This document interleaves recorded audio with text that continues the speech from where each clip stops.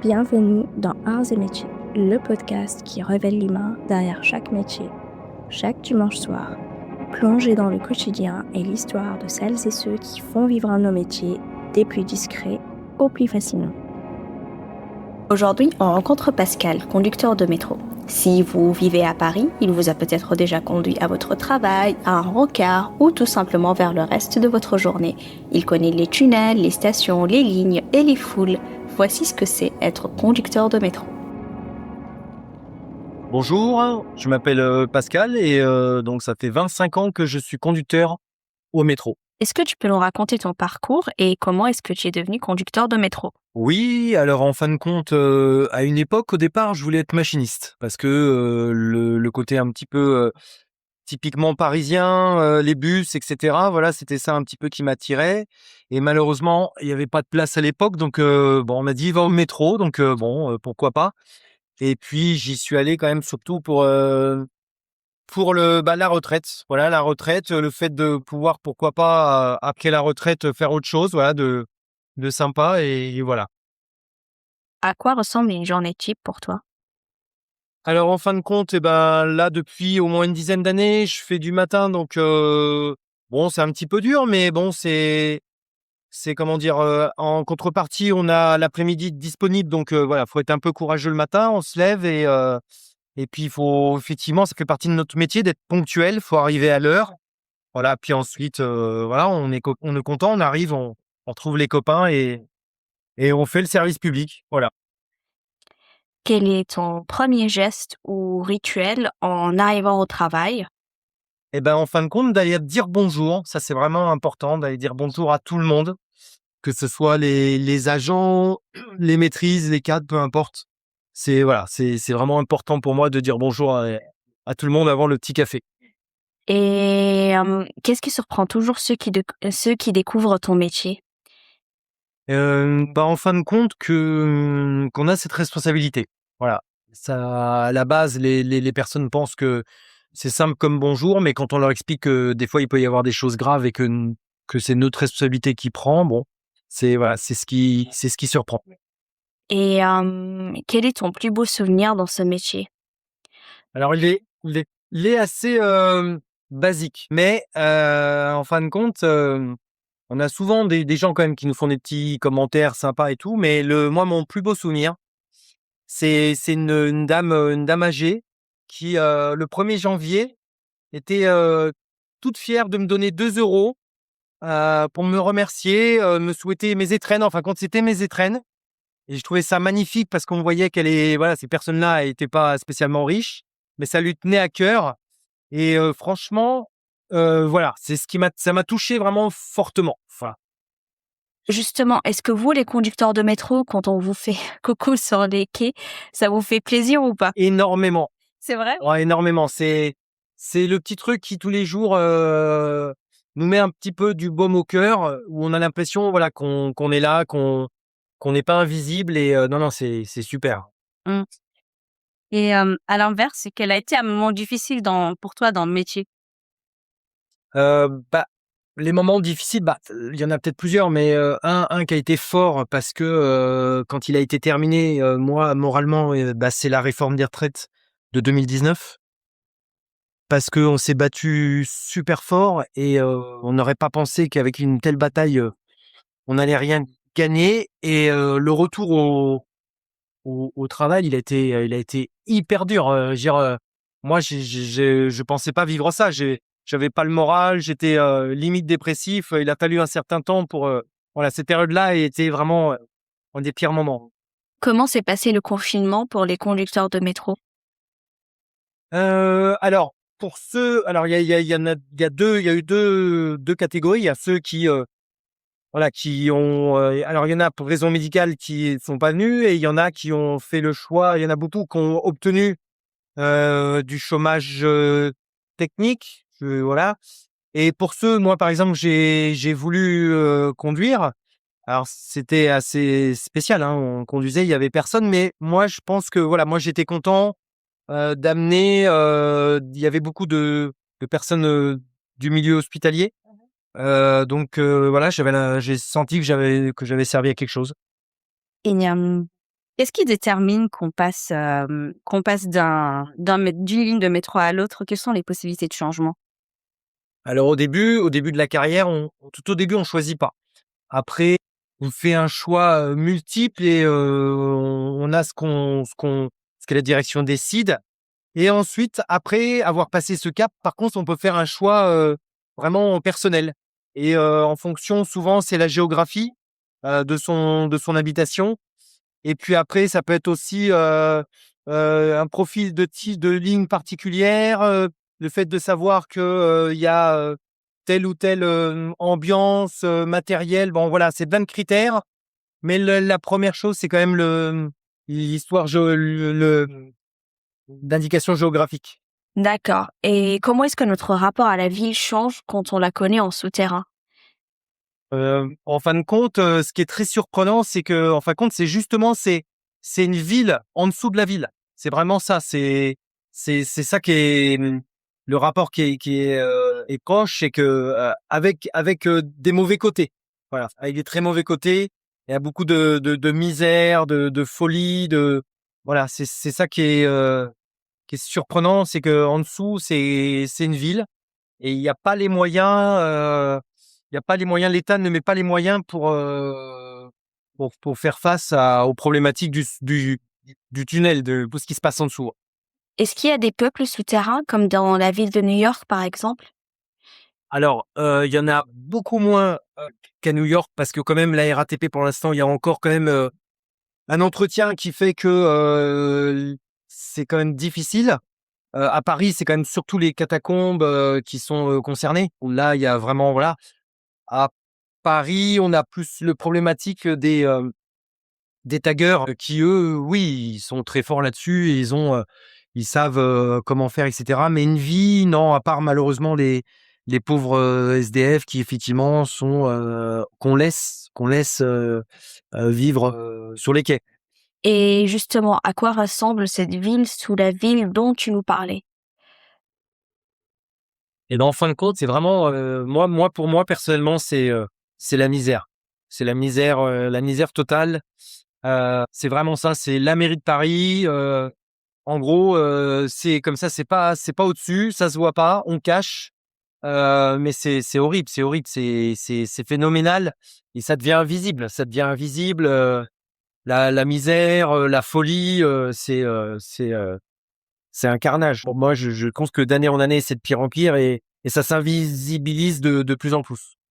Alors, tu as évoqué la problématique des taggers, mais depuis quelques mois, enfin, ou quelques années, il y a une tendance qui est de monter sur un métro qui bouge, notamment les métros aériens. Est-ce que toi, été confronté à cette problématique et comment est-ce que ça se passe du coup? Alors, oui, oui, j'ai déjà été confronté, anciennement. Alors moi sur le côté, graffiti tout ça, moi je trouve que c'est quand même, moi je reconnais que c'est un art et que je trouve ça tellement triste qu'on n'arrive pas à trouver un compromis à, je sais pas, ça devrait être n'importe quoi, à autoriser à certains endroits, à certains moments et cetera. En plus, ça pourrait mettre en valeur, justement, le métro. Voilà. Après, en dehors de ça, par contre, oui, c'est malheureusement ça coûte extrêmement cher à la RATP et c'est pas une bonne chose. Ensuite pour les train surfeurs, bah, c'est ce qui est, il y en a qui, voilà, calculent leurs risques, mais voilà, il y a des gamins des fois qui se rendent pas compte et c'est le risque, il est mortel. Ça doit être extrêmement flippant à avoir quand on est conducteur de métro, de sentir qu'il y a quelqu'un qui est sur le train. Bah, c'est extrêmement flippant parce que nous, la réglementation nous impose de faire un freinage d'urgence et c'est moi je sais que j'en ai discuté, hein, c'est un sujet des fois qu'on a entre nous, entre collègues. Moi, je l'assume, j'assume. Moi, je ferai pas un freinage hyper brutal si je sais que j'ai des gens dessus. Je l'assume et je freinerai, progressivement et pour que ça s'arrête et que les personnes soient arrêtées. Mais je sais que personnellement, je ferai pas un freinage brutal parce que j'ai pas envie d'être responsable de tuer un gamin de 15 ans. Mais comment ça se passe quand vous les voyez? Donc vous faites le freinage et ensuite vous alertez la RATP Sûreté, ou est-ce que ce sont des flics carrément qui viennent parce que là, par exemple, ça relève du pénal? En fin de compte, nous, ce qui nous oblige dans notre réglementation, c'est que dès que quelqu'un voit quelqu'un sur le toit d'un train, en fin de compte, on doit demander la coupure de courant. OK. Et cette coupure de courant, par contre, après, nous, on doit l'accompagner par un freinage d'urgence de tous les trains de la ligne. Donc ça peut et c'est donc le train concerné aussi, des trains de surfeurs. Et donc ça oblige on veut un freinage extrêmement brutal. Et c'est ça la problématique, c'est pour moi en tout cas. OK. On va revenir, un peu plus, au métier et je voulais savoir s'il y avait des clichés qui circulaient sur les conducteurs de métro? Ah ouais, il y en a beaucoup. On est payé quand on est en grève. Ça a jamais été vrai, mais jamais, jamais, jamais, jamais. C'est juste le principe que, quand on fait des heures supplémentaires, bah, on est payé, donc on les met de côté et on peut éventuellement, se les faire payer pour compenser des pertes de salaire. Mais, on a toujours fait croire, aux Parisiens qu'on était payé, donc ça a jamais. On a fait croire qu'on était un petit peu, Club Med. Non, c'est terminé. Il y a peut-être une époque où il y avait un petit peu de réserve et les collègues, avaient des conditions peut-être, plus agréables, mais c'est terminé depuis très longtemps, depuis au moins une vingtaine d'années, hein. Donc faudrait se mettre à la page pour, ceux qui font tourner des rumeurs comme ça. Moi, tous les jours, je vais au travail, tous les jours, je fais, tout mon temps de travail, voilà. Ça, c'est la plus grosse rumeur, les 2 grosses rumeurs qui tournent, et puis les avantages. Comme quoi on a des avantages. Moi, la retraite, c'est terminé. Voilà, le CE, j'ai pas un CE plus important que d'autres, voire moins. Donc, non, c'est une rumeur aussi qui dit qu'on a un super CE. Alors justement, comment ça se passe, en fait, pour connaître vos heures de conduite? Je sais qu'il y a des personnes qui conduisent plutôt le matin, comme toi, et d'autres qui vont conduire plutôt le soir. Est-ce que vous avez des plannings? Comment est-ce que ça se goupille? On a tous des plannings. Après, il y a 2 types de planning. Il y a les collègues, on appelle en roulement. Ça veut dire que toute l'année, on sait par contre exactement ce qu'on fait, les horaires précis, et cetera. Par contre, l'autre, catégorie, c'est des collègues, on appelle ça en réserve. Et eux, malheureusement, et ça, on n'en parle pas assez souvent, c'est quand même, quelque chose d'assez pénible. Ils peuvent être tournés une fois dans la semaine, comme ça la veille. La veille, on me dit, tu seras plus en matin, tu seras en après-midi, voilà, quoi que tu prévu, hein. Tu as un rendez-vous pour tes enfants, médical, et cetera. Et ça, voilà, ça alors, tu es au courant quand tu arrives à la RATP, hein, c'est pas mais voilà, il y a 2 types de catégories. Il y a ceux qui savent exactement ce qu'ils font et il y a ceux qui savent, mais qui peuvent être changés, dans la semaine. Et c'est les conducteurs eux-mêmes qui demandent à être en réserve ou comment ça se passe? Alors, au début de carrière, automatiquement, on est en réserve tout au début. Ouais. Et ensuite, oui, on peut choisir, pardon, à rester ou en réserve ou en roulement. Et quand on fait une ouverture du métro, par exemple, et sa fermeture, comment est-ce qu'on se déplace en ville? Est-ce qu'il y a des bus de remplacement? Comment est-ce que ça se passe? C'est marrant parce que c'est une question, très intéressante parce que justement, il y a très, très longtemps, alors c'est vieux, hein, il y avait des bus qui étaient pour le personnel.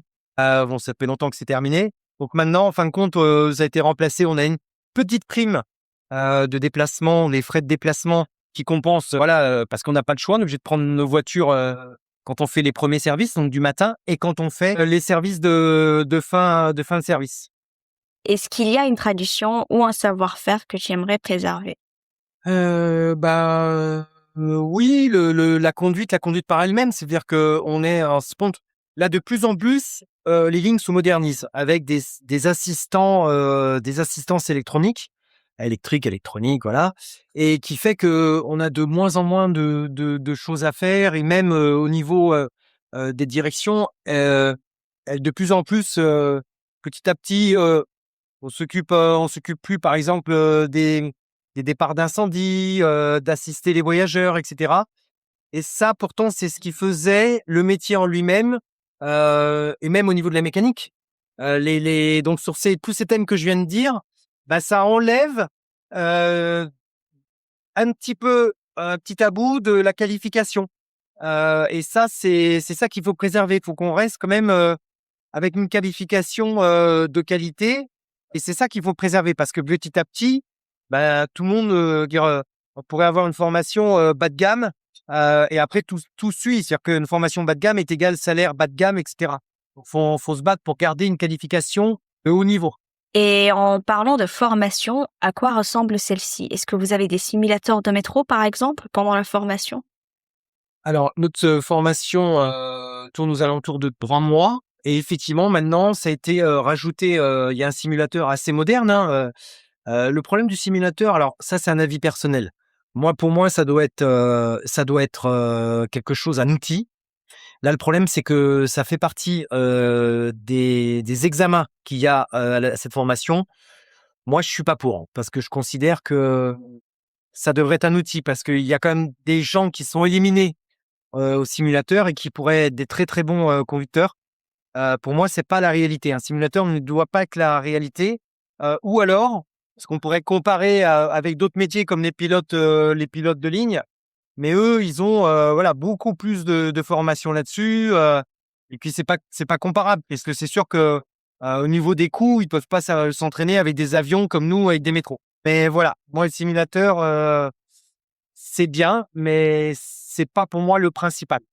Je voulais savoir comment est-ce que tu faisais avec le manque de sommeil et le manque de vitamine D. Est-ce que le corps s'habitue à un moment donné? Je pense que dans la catégorie des problématiques vitamine D en Île-de-France, on doit être les pires, hein, je veux dire, moi, je sais que personnellement, j'ai souvent des cures données par mon médecin, parce que voilà, donc non, ça joue énormément. Et puis sur l'humeur aussi, hein, sur l'humeur, la fatigue, et non, c'est quand même c'est un problématique, hein. Et tu disais au début de l'entretien que tu voulais, au début, tu voulais devenir machiniste. Comme ça fait 25 ans que tu es conducteur de métro, pourquoi ne pas avoir demandé à être machiniste à un moment donné? Ouais, effectivement, ça m'aurait trotté dans la tête, ça m'a trotté dans la tête à un moment donné, mais alors, c'est très simple, hein. Pourquoi? Parce que, la privatisation est arrivée, très, très vite. Et bah, voilà, tout simplement, malheureusement, on sait ce qui est arrivé aujourd'hui. Et à l'époque, c'est ça qui m'a mis le frein, hein. J'allais pas retourner quelque part qui allait devenir, une vraie casse, sociale, hein. Qu'est-ce que ce métier a changé en toi comme personne? Moi, j'ai la chance que ça m'a pas trop changé. J'ai réussi j'ai toujours été quelqu'un d'ouvert, niveau social, et cetera. Et je suis pas devenu aigri, râleur. Non, j'ai pas ça m'a pas trop changé là-dessus. Il y a une icône de la RATP qui est assez importante pour nous, côté voyageurs, c'est Serge Le Lapin. Est-ce que vous le croisez beaucoup, vous les conducteurs, ou est-ce que vraiment c'est anecdotique pour vous? Alors moi, je vais être un peu dur là vers la RATP. Moi, voilà, c'est vrai que je suis un peu plus vieux que la moyenne. Moi, je trouvais que c'était rigolo à l'époque, parce que c'est vieux, hein, Serge Lapin. C'est rigolo quand c'est à destination des enfants. Voilà, moi je dis en dehors, comme se fait actuellement, c'est même, je dirais, ridicule. C'est vraiment infantiliser les gens et le personnel, parce que les collègues qui se déguisent en Serge Lapin, je pense qu'il y a d'autres choses à demander. Que voilà, je trouve que moi, je pense qu'on peut rigoler, mais là, voilà, non, ça va un peu loin. Serge Lapin, il doit rester avec les enfants et uniquement avec les enfants. Quelles sont les interactions que tu as avec les usagers? Bah, on en a quand même, en fin de compte, on en a quand même, alors pas énormément en quantité, mais on en a quand même un petit peu régulièrement, parce que, par exemple, on a beaucoup évolué sur les messages. Moi, je suis rentré à l'époque, il n'y en avait pas de messages. Donc maintenant, on en fait. La RATP nous laisse en plus a assez d'autonomie là-dessus, donc ça, c'est une bonne chose. Et après, les Parisiens viennent souvent demander des informations. Et quand même, dans la majorité, ça se passe bien. Donc on en a quand même pas mal d'interactions avec, ouais, quand il y a du retard, quand il y a des problématiques. Moi, personnellement, en tout cas, j'en ai, et c'est sympa. Est-ce que tu te souviens d'une question assez improbable qu'un usager t'a posée? Il y en a beaucoup. C'est pour ça, voilà, comme j'ai 25 ans de conduite, il y en a peut-être pas eu. J'en ai pas comme ça. Peut-être des questions un peu improbables en, en demandant pourquoi le train. Si, peut-être le fait que quand il y avait quelqu'un, si, allez, par exemple, des questions improbables, c'est quand il y a des voyageurs qui sont malades, ou des voyageurs carrément, hein, des voyageurs qui seraient tombés sur les voies, et qu'on nous demande, voilà, si, ouais, une question improbable, et qu'on nous demande pourquoi on n'y va pas. Effectivement, ça, c'est les choses qui, moi, me choquent, parce que c'est du bon sens. S'il y a quelqu'un qui est sur les voies, ben, on va pas y aller parce qu'on va l'écraser. Si quelqu'un est malade, ben, on va s'occuper de lui quand même, c'est important. Ou une agression, on peut se permettre de s'arrêter un petit peu et on est des humains, on doit et je me dis, c'est que là, ces personnes-là, elles ont déconnecté de la réalité. Oh. Mais en parlant de régulation du trafic, est-ce que les annonces automatiques, les messages que nous, on entend côté passager, par exemple, attention à la marche en descendant du train, tu les connais par cœur et ça commence à devenir un bruit de fond? Ou est-ce que ça devient agaçant à la longue? Oui, effectivement, cette répétition, elle est pas bonne. Il y a pas le côté des annonces sonores. Pour moi, personnellement, ça va pas. La RATP, il y en a trop. Il y en a trop de voilà. Moi, je verrais plus sur le côté et justement, c'est moderne sur les écrans. Et je comprends pas là-dessus. Il y a pas beaucoup d'évolution. Alors oui, ça coûte cher. Pour moi, c'est ça le futur, c'est d'avoir. Aujourd'hui, on est dans l'interaction des écrans, et pour moi, c'est ça qui devrait parler, de faire passer les messages. Alors, pour justement ne mettre du sonore que dans des situations bien précises. Qu'est-ce qu'on apprend sur les usagers en les observant monter et descendre chaque jour? Alors, ce qu'on apprend, c'est que les Parisiens sont très stressés, sont extrêmement stressés, qu'il y a un truc qui est effarant au métro. C'est un des meilleurs métros du monde. Au niveau de l'intervalle, et cetera, la fréquence, c'est vraiment un des meilleurs. Alors, on se compare pas au Japon parce que là-bas, c'est pas comparable. Et les Parisiens ne se rendent pas compte qu'ils ont euh, un des meilleurs réseaux et ils courent tout le temps. Alors qu'en fin de compte, le but du métro, c'est d'avoir régulièrement, d'avoir une régularité et de justement pas besoin de courir. Attends 2 minutes, hop, t'as ton métro. Donc, constate que il y a ça c'est problématique. Après. Après, ce qui est bien aussi, c'est que quand on regarde les personnes, on voit aussi, c'est agréable si on voit la vie. On voit la vie à travers les visages. On voit des belles choses, des choses tristes. Donc on voit plein de choses. C'est ça aussi qui fait le. Moi, c'est ça que j'aime aussi, c'est qu'il y a cette interaction humaine. Est-ce qu'il t'arrive de t'attacher à des réguliers que tu vois quotidiennement dans ton métro? Oui, on a nos.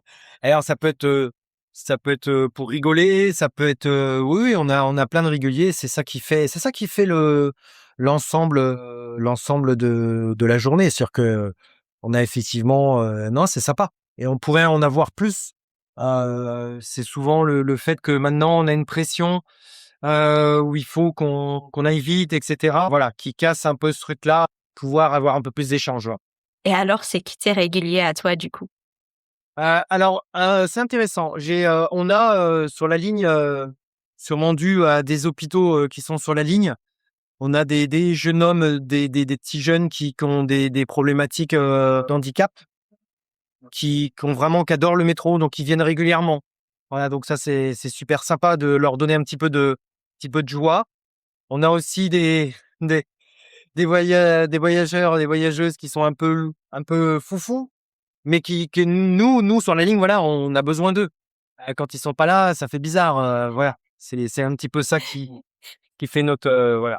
C'est même un sujet de conversation entre nous, hein. Ouais, elle était ou il était pas là, Est-ce que les vibrations constantes finissent par marquer le corps physiquement? ah ouais, énormément, hein. C'est un sujet qui est pas connu, qui est pratiquement pas traité. On n'a pas d'ergonomie à ce sujet-là. Bon, les nouveaux trains qui arrivent, bon, ils sont beaucoup plus, ils sont moins problématiques. Mais ah oui, il y en a carrément beaucoup de collègues qui sont partis avec des tassements de vertèbres, des problématiques.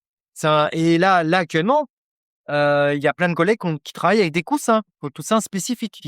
C'est des gros coussins épais et ils se les trimballent. Ça, moi, je sais que personnellement, ça me choque. On devrait être équipé directement sur nos sièges par des équipements anti-vibration. Et est-ce qu'il y a une façon de conduire ou de manœuvrer que seuls les anciens conducteurs de métro possèdent? Alors, un petit peu, ouais. Certains anciens connaissaient par cœur la façon d'accélérer et de freiner, ils avaient vraiment une méthode, ils conduisaient toujours pareil avec les mêmes. Donc ça veut dire qu'ils avaient acquis une connaissance vraiment précise de comment il fallait. Voilà, ils arrivaient dans l'interstation et ils savaient qu'ils faisaient. En fin de compte, le manipulateur qu'on a, il a des niveaux. Et donc, en fin de compte, les anciens savaient dire carrément oralement, voilà, dans cet inter-là, je freine à tel niveau, j'accélère à tel niveau. Et ça, effectivement, c'était impressionnant, hein. Quelles sont les stations dont tu trouves qu'elles ont une véritable atmosphère particulière et quasiment peut-être une personnalité sur le métro parisien? Ah oui, oui, c'est ce qui fait aussi le métro parisien par lui-même. Par exemple, sur la une, les jolies stations du Louvre et tout ça, elles sont magnifiques. Et autant les stations modernes, aujourd'hui, sur les prolongements de lignes, ça peut être sur la 11, la 12. Moi, je trouve que c'est impressionnant. Elles sont jolies au niveau architecture. Voilà, c'est bien, c'est moderne. Quelle est la station la plus marquante sur le métro parisien selon toi alors? Je crois que c'est Louvre en Vigoli, je crois, qui est. Et il ouvre ouais, ouais, c'est ça, je crois, sur la une. Qui est, voilà, ça avait été choquant quand elle avait été graffitée. Parce que justement, c'est une des plus belles. Est-ce que tu rêves souvent du métro? Alors, en fin de compte, j'ai rêvé, ça m'est arrivé en début de carrière, voilà, pour différentes raisons. Des fois, des rêves un petit peu où on se fait peur, des rêves où on croit voir des choses. Là, depuis longtemps, non, c'est terminé, ouais. Non, j'ai passé ce cap. Et en parlant de rêves et de trucs qui font un peu peur, est-ce que tu peux nous parler des stations fantômes? Effectivement, j'ai connu dans ma carrière, mais c'est vrai que c'est assez impressionnant. On se dit que voilà, il y a eu une histoire, qu'elles existent encore. Il y a des stations où je trouve que c'est des bonnes idées, où la RATP met en œuvre des expositions. Ça permet aux voyageurs de avoir des expositions visibles quand ils sont à travers, quand ils sont directement assis dans leur train. Donc c'est sympa et non, c'est impressionnant. Ces stations-là sont impressionnantes, ouais. Alors, je pense qu'il y en a certaines qui sont mis en attente parce que il n'est jamais dit qu'un jour il y ait des projets qui font que voilà, elles pourraient rouvrir, etc. Elles pourraient aussi servir à d'autres choses. Donc pour l'instant, elles restent là en attente. Est-ce qu'il t'arrive de devoir gérer des conflits entre les passagers? Oui, malheureusement, c'est la partie, on va dire, la plus difficile parce que dès qu'il y a un conflit et qu'on arrive, souvent des fois ça s'intensifie. C'est l'effet un petit peu de groupe, hein. C'est voilà, donc c'est compliqué, faut éviter de prendre parti. Faut arriver et puis essayer de calmer les choses, pas mettre de l'huile sur le feu et puis essayer justement, voilà, c'est ça le truc, c'est pas de mettre de l'huile sur le feu et essayer de que tout le monde reparte, voilà, de vraiment de passer à autre chose. Et je voulais savoir comment ça se passait pendant les canicules. Est-ce qu'on a moins chaud en cabine? Alors non, c'est un gros problème. Alors maintenant, il y a beaucoup de trains qui ont la climatisation, mais il y a encore certaines lignes où il y a pas la clim et c'est très compliqué. Donc on essaye de se battre pour faire comprendre à la direction que, déjà, c'est le code du travail et ensuite, donc on met en place on appelle ça des relèves chaleur. C'est un collègue qui vient et qui te relève pendant 20-30 minutes pour que tu permettes d'y souffler un peu, de t'hydrater, voilà.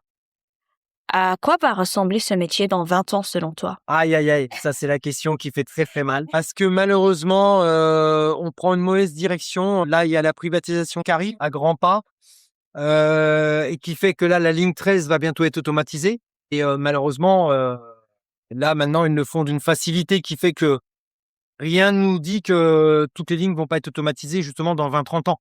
Dans 20-30 ans, maintenant, on va essayer de se battre et on aimerait bien que les Parisiens, nous aident parce que, ils sont les premiers à voir que c'est important qu'il y ait des humains.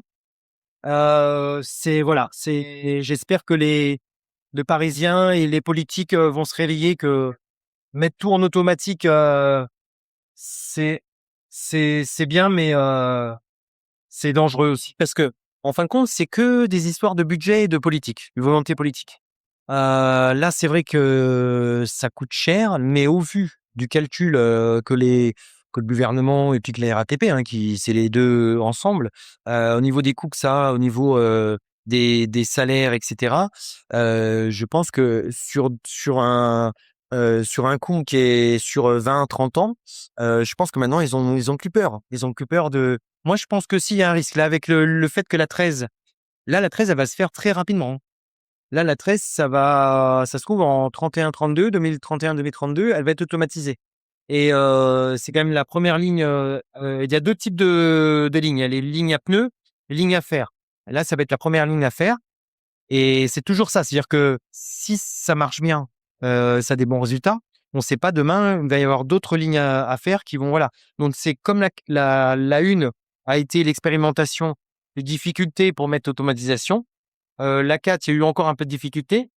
Mais les prochaines lignes à pneus, je pense que ça va aller très vite. Et la 13, ouais, moi, je pense, tristement, je pense qu'il y a une chance.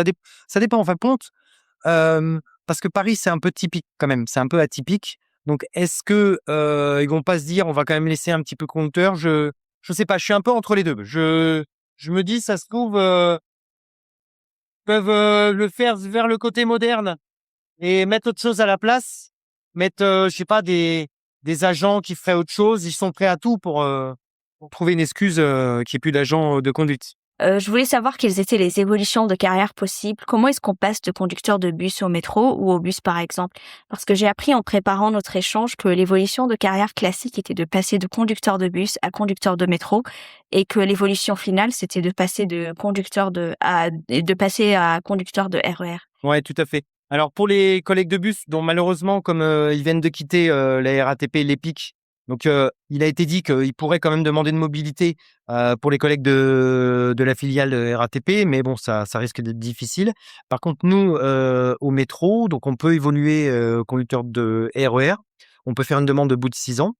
Voilà, et on peut aussi évoluer en demandant à devenir agent de maîtrise. Et donc, c'est plus simple, entre guillemets, d'être conducteur de RER parce qu'il y a moins de stations et moins d'heures, c'est bien ça? Alors, disons que, c'est plus dans le sens où ça a toujours été jusqu'à maintenant, hein, réservé. Justement, on se bat pour pas qu'il y ait d'embauche extérieure, pour que ce soit justement un petit peu l'évolution de carrière. C'est-à-dire que effectivement, ça conduit moins qu'au métro, mais pour diverses raisons, hein. C'est parce que ça marche par des missions, etc. C'est pas du tout le même profil. Parce que moi, je veux pas trop rentrer sur le fait de l'amplitude, des amplitudes. C'est lié aussi à les conditions de travail, à la difficulté, à la responsabilité. Ils ont quand même des trains qui font le double de nous au niveau voyageurs, etc. Donc, cette évolution-là, effectivement, il y a moins d'horaires, il y a des augmentations de salaire, mais tout ça, c'est voilà, parce que quand on le dit comme ça, mais c'est lié aussi à la responsabilité. Elle est beaucoup plus importante. Il y a un apprentissage d'une réglementation ferroviaire, par exemple pour les collègues du RERD, qui est quand même très compliqué, hein. Ils apprennent la réglementation de la CLCF. Donc voilà, tout ça, en fin de compte, il n'y a jamais de cadeau de la part d'une entreprise. Le salaire, il est lié aux qualifications, il est lié aux responsabilités, etc. Donc c'est quand même important de le rappeler, mais ça fait partie de l'évolution. Effectivement, les collègues sont très contents d'aller au RER parce que voilà, pendant X années, c'est dur le métro parce que le métro, en fin de compte, hein, on est des hamsters. Là, on fait que ça, tourner, tourner, tourner. Donc au RER, c'est vrai qu'ils ont un peu plus de souplesse, un peu plus d'intervalles pour souffler, etc. En gros, c'est ce que nous on devrait faire au métro.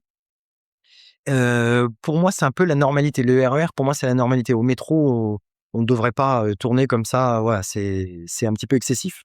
C'est très drôle que tu évoques l'image du hamster qui ne fait que tourner, tourner, parce que je voulais te demander si ton métier était une image, laquelle ce serait? Moi, je pense que c'est l'image vraiment. Moi, j'irais plus sur le côté vraiment parisien, sur le fait Paris. Moi, je crois que les RATP, c'est ça. On devrait pouvoir jumeler le métro et Paris, d'avoir un côté d'être fier. Je vois par exemple quand il y a eu les Jeux Olympiques, et là, comme par hasard, il y a eu beaucoup d'effectifs, beaucoup de personnel. Et ben, d'avoir une qualité de service public avec une image de Paris. Voilà, moi, j'allierais Paris et le métro. Donc voilà, trouver peut-être une image typiquement, être fier d'être à Paris, d'être parisien, d'être conducteur de métro, voilà, toute cette philosophie, ouais. Et donc, quelle image permettrait de jumeler Paris et son métro? Ah, moi, je dirais la tour Eiffel. La tour Eiffel, avec le métro. Non, je dis ça, par exemple, parce que souvent, il est pris en photo la ligne 6, par exemple, qui passe juste à côté de la Tour Eiffel. Donc, je trouve que ça fait un peu cliché, mais qu'on percute Paris métro. Merci d'avoir écouté Arts et Métiers. Si cet épisode vous a plu, vous pouvez vous abonner au podcast et laisser 5 étoiles. Et si vous souhaitez vous aussi raconter ou suggérer un métier, écrivez-moi sur artsetmétiers.podcast@gmail.com. On se retrouve dimanche prochain pour un nouveau métier et pour une nouvelle personne.